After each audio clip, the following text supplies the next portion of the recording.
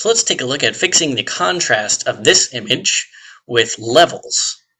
What we would first do is open up the histogram palette. Then I'm going to open up the levels dialog. And that is because the histogram inside the levels dialog does not update to reflect any changes you make, whereas the histogram in the histogram palette actually does change in real time.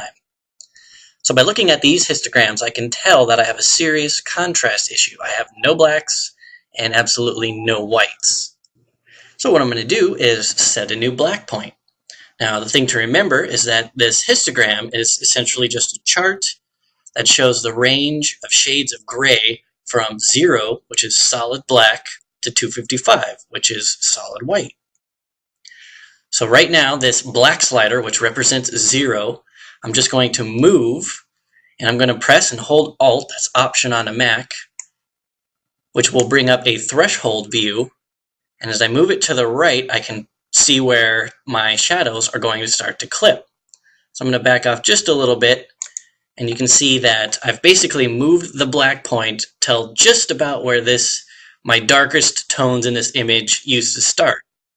What I've essentially done is said that this is now 0.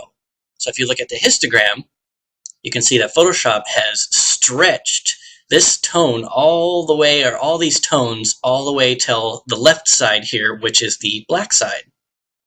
And now notice there's a few missing bands in the histogram, and that's because this image didn't have the tonal information to basically accommodate that change, or that drastic change in tone, when I stretched it from here to 0.